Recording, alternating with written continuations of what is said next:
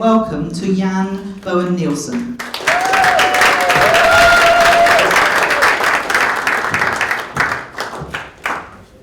That's a shock. Presenting or speaking to an audience often tops surveys for what people fear the most. Indeed, it's sometimes worse than heights and above the fear of flying, and even in some cases above the fear of dying.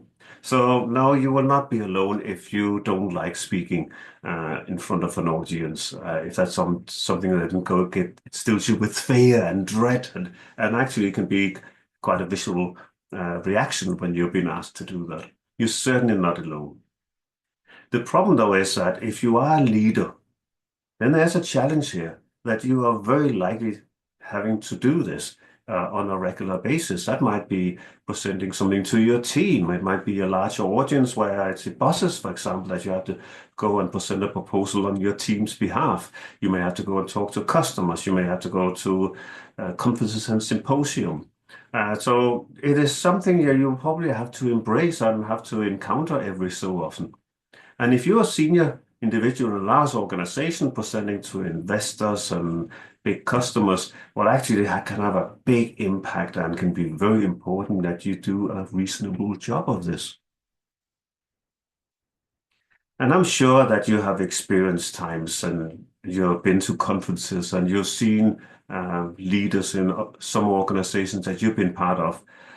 Leaders who are usually confident, capable, very knowledgeable individuals, but once they step on that stage, they start to get things wrong. Things that means that they just don't have the impact. Things that show that as their behavior just indicates they don't want to be there. They're speaking very fast. They are droning on for too long. Maybe it's far too much information, far too much data, so it's not clear what is their story. It doesn't really make sense to people. They might be wishing to get off the stage really quickly, and that's very clear. They may actually want to be there for a long time and go over the time that was allotted to them. And people start to get bored, or it interrupts the flow of a conference day. There might be enormous amount of slides with lots of information on that's not helpful. Their body language might be such actually that that gets distracting from the message that they have to share with people in the room. They might get aggressive when they get questions because they get very defensive. They might be unprepared or poorly prepared, so actually it looks sloppy. They're not sure which slide is which. I even recently went to one where it was clearly not them who'd done the slide, somebody else had, and they got quite confused as they were going through the slide deck that was behind them. And to be honest, in times it just made no sense, the slide that was coming up compared to the flow of their story. So there's a lot of things that could go wrong. And as executive coaches, we are sometimes asked to come in and help senior executives with specific presentations that's coming up, or just a general development area for them to become better at doing presentations, speaking to audiences of various sizes. So what is it that we will generally do when we're working as executive coaches with these senior people? Well, it's rarely about their knowledge. They usually know the subject area really well, and it's not something we necessarily know much about. We're certainly not expert in the subject matter. What we go in and help them with is often around just figuring out first, what is it actually you want to achieve with your presentation? That's usually the number one. What is the impact you want to have? What changes do you want to make with this presentation on the audience in the room? Then we start to look at, so what data information do you need to do that? What is the storyline? What's the content? What's the statistics, data, insights, pictures that you want to share? That's sort of the content side.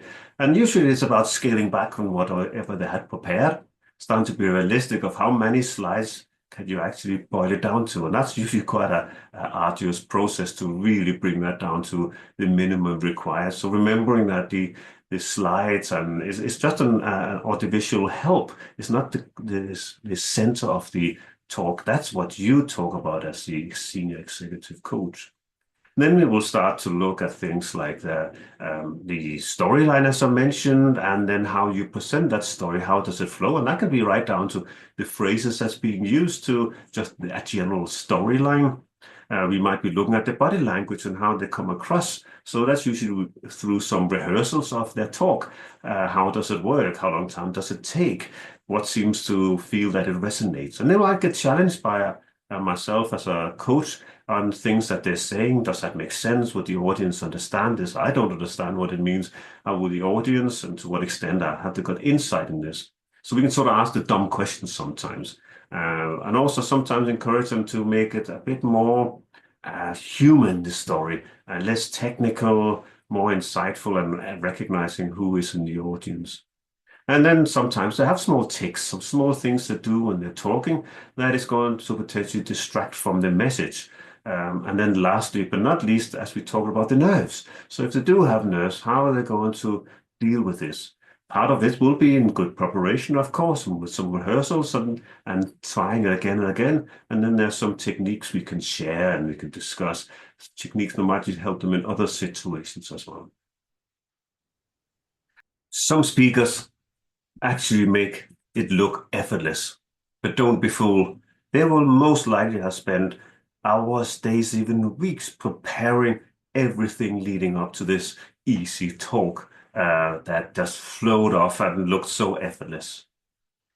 But these opportunities to present to investors, to large part of your organization, to media, to external parties, to customers, all of them are opportunities for the leader to make a real impact, to share their vision, to make a difference, and yet it can even influence your share prices, how well you get across and how well you present to the various audiences.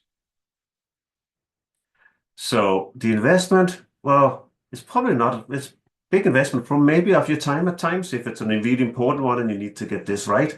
Investment in cost on training and getting professional help is like to pay back handsomely, turning that dreaded speech, that dreaded presentation that you fear potentially quite a lot into something that becomes the highlight of the day, the part of the event where people talk afterwards about the difference you made.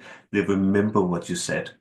So if that's something that you're looking for, don't hesitate to call Quiver Management. We do presentation training and we also do the executive coaching support for senior execs who's looking to prepare for an important presentation or generally improve their presentation skills.